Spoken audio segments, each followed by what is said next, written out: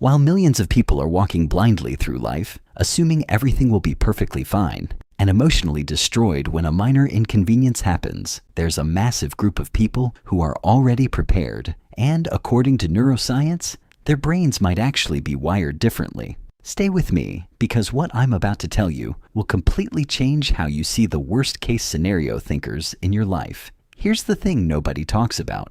Expecting the absolute worst doesn't make you crazy. It doesn't mean you are pessimistic. And it definitely doesn't mean something's wrong with you. But there is something fascinating happening in your brain that's completely different from the 80% of people who just go with the flow. Let's start with the obvious question. Why do so many people always expect disaster? Humans are fragile creatures. For thousands of years, being hyper-aware meant survival. Your vigilance protected you from predators, helped you plan, kept you alive. And catastrophizing, it's basically a modern survival instinct with better vocabulary. When someone imagines a worst-case scenario, their brain activates the amygdala, the threat detection center, the same hardware that saved your ancestors. Wild, right? Their brain literally tricks them into thinking a delayed email is a life or death situation. But here's where it gets interesting. People who constantly play out worst-case scenarios often utilize what psychologists call defensive pessimism.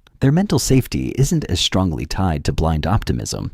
They're more strategic. They're more likely to say, I need to know exactly how bad it can get so I can handle it. And there's actual research on this. A 2019 study found that people with high defensive pessimism showed way less cognitive paralysis during actual crises. Translation: they don't automatically fall apart when things go wrong because they've already lived through it in their heads. But wait, it gets weirder because what happens in the brain of an overthinker during a crisis is legitimately concerning for everyone else, but calming for them. You know that feeling when you're caught off guard, that panic. That's cortisol flooding a normal brain. Catastrophizers get a weird sense of calm when the disaster finally hits. Every backup plan, every contingency. It's literally a cognitive buffer. Studies using fMRI scans show that planning for the worst activates the same problem-solving centers as complex puzzles and highly compelling activities. And here's the kicker. The preparation is what makes it so powerful. You don't know if the worst will happen.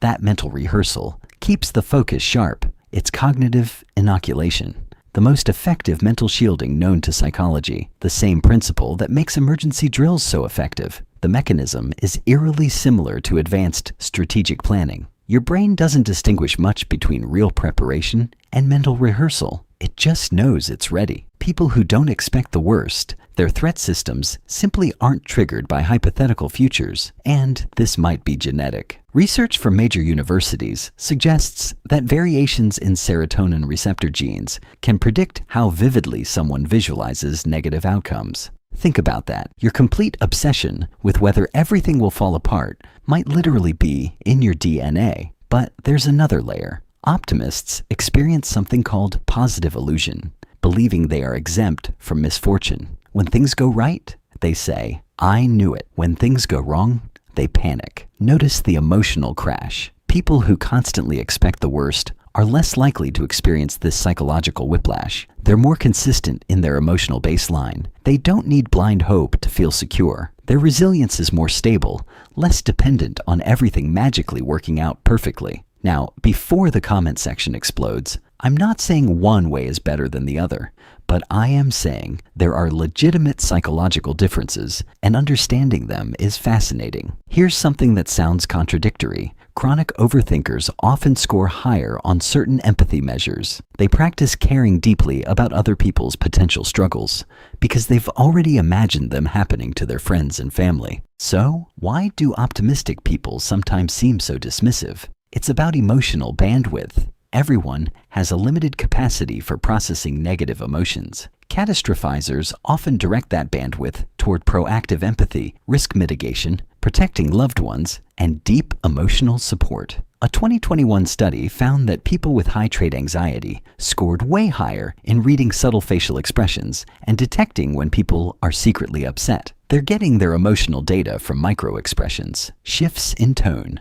hidden signs. Their brains are seeking the same safety, meaning, connection, predictability. They're just finding it by anticipating the cracks. And let's be honest about something else. For some people, expecting the worst is actually a defense mechanism. Maybe they grew up in a chaotic environment. Maybe they felt blindsided by a sudden loss in the past. Maybe they're pushing back against the toxic positivity often tied to self-help culture. Maybe they just never understood why adults walk blindly into obvious traps. Your hypervigilance might have a backstory, or maybe your brain is just wired for high processing. Both are valid, but here's the part that explains so much about why optimists and catastrophizers sometimes can't understand each other. It comes down to how you experience safety. Optimists find safety in trust, the belief that things will work out, the leap of faith, the silver lining. It's comforting because it's effortless, mental peace with zero heavy lifting.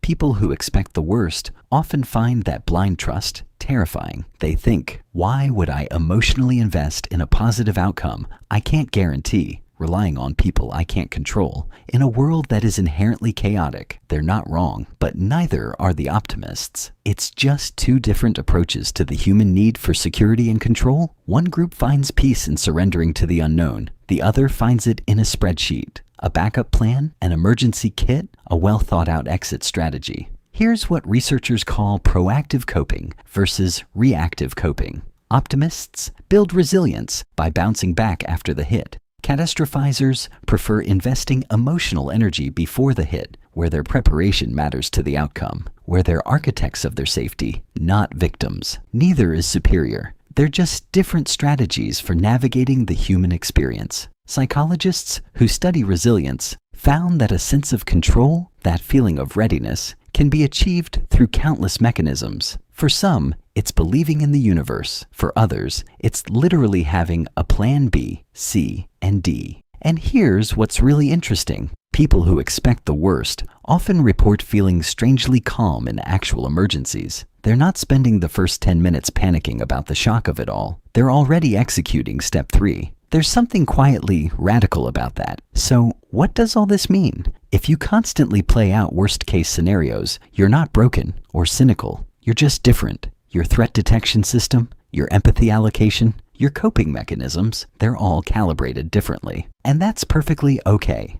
The next time someone asks, why are you always so negative? And you genuinely are just trying to be prepared, remember, you're not crazy. You're not a downer. You're just playing a different game, one that might, just maybe, keep everyone around you safe. If this resonated with you, you're probably going to love why people who never ask for help are actually processing information completely differently than everyone else, and why that might be your biggest advantage. Click one of these videos to find out why you think a little differently than the crowd.